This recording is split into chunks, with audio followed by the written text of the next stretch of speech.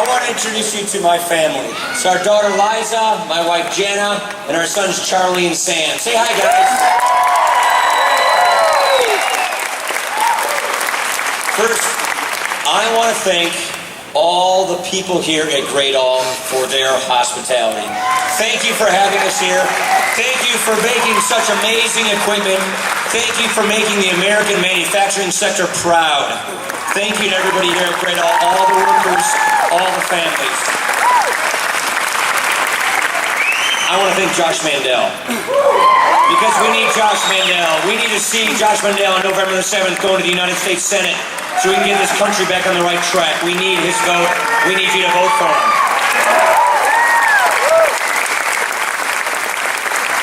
And I think my friend Bob Gibbs is here somewhere.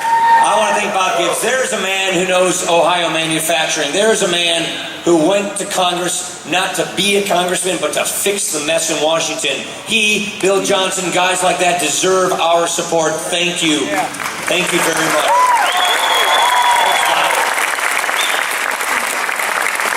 How about that great Lieutenant Governor? I think Mary Taylor's around here somewhere too. Thank you, Mary. And Mike Haberman just gave me a tour of this factory. I gotta tell you, I come from southern Wisconsin. And I've seen my share of laser cutters and plasma cutters, paint booths, and all of the rest. Where I come from is so similar to right here in New Philadelphia. We come from Big Ten country. Yeah!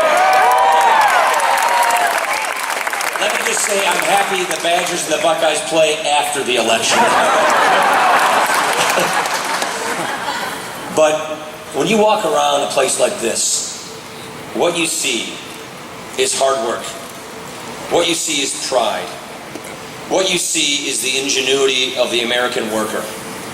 And what I see is a future if we get the right policies in place. Yeah. If we get behind small businesses, if we get behind big businesses, if we get behind American manufacturers, nobody can hold a candle to us. Yeah. We will win, we will compete, we will create more jobs. We can get on the right track. You know, we got 10 days to go. And it's kind of interesting to see how these two different campaigns are closing their arguments. This is a serious election with serious problems. Look, we have lost over 600,000 manufacturing jobs just in the last 4 years. 38,000 just in the last 2 months. We can't keep going down that path. And by the way, if you don't have a strong manufacturing sector, you don't have a healthy economy. You have to have a strong manufacturing sector to have a healthy economy, to have a strong America. That is totally critical to our health. I think this quote kind of sums things up as to the state of play of where things are right now. Let me read you a quote. If you don't have any fresh ideas, then you use stale tactics to scare voters. If you don't have a record to run on, then you paint your opponent as someone people should run from. You make a big election about small things. You know who said that? Yeah! That's right. Barack Obama said that 4 years ago when he was running for president. Unfortunately, just go turn on the TV, go to a rally. No, actually don't go to a rally. Watch the rally on TV. That's exactly what he's doing now. It's unfortunate, it's sad, but it's reality. He can't run on his record. You know, the Obama economic agenda failed not because it was stopped. It failed because it passed. Let's not forget that he came in with total control of Washington, his party in control of everything. He gave us this big stimulus package. We borrow $831 billion, which is a mortgage that is on our children's back. Gives it to a bunch of companies like Solyndra and the rest and special interest groups. And we have nothing to show for it but more debt. And then he turned his attention to having a government takeover of healthcare. Then he turned his attention to regulations. Then he turned his attention to try and pass a new national energy tax. And now he's turned attention to regulating our energy jobs out of existence like coal.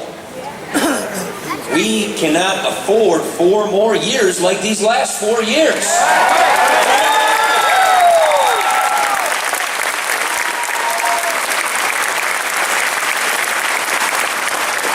passed his agenda.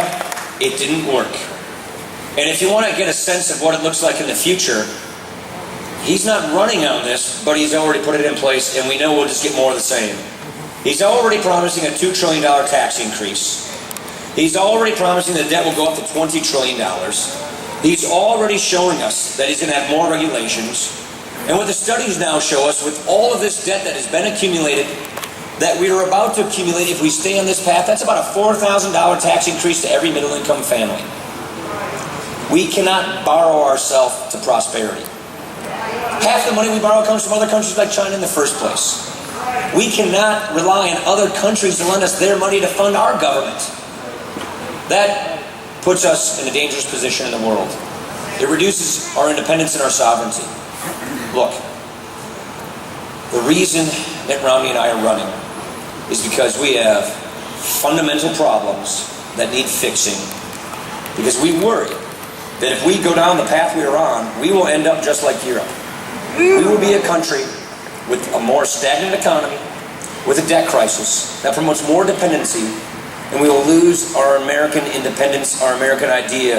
We will lose the jobs we need. We will not create the kind of competitiveness we need so we can keep good manufacturing jobs like those here at Gradall. Look, we got a 5-point plan. It's not enough of just saying President Obama failed, we got 23 million people struggling for work, the highest poverty rate in a generation.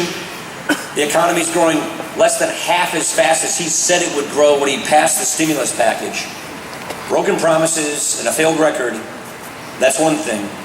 We owe you, our fellow citizens, an alternative. We owe you solutions. We owe you ideas. We owe you a path to prosperity on how to get people back in the middle class, how to get better job security, how to get more take-home pay.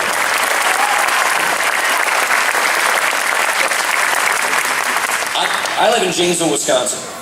We lost our big factory. We were kind of a one-factory town. We had a huge GM plant. We made Suburbans and Tahoes there, and we lost that factory. And we lost all the factories that fed that factory. A lot of people I grew up with, a lot of my friends went to work at the plant or one of the feeder plants, like Lear. And the thinking was, as it always was, you could get a really good job, you could make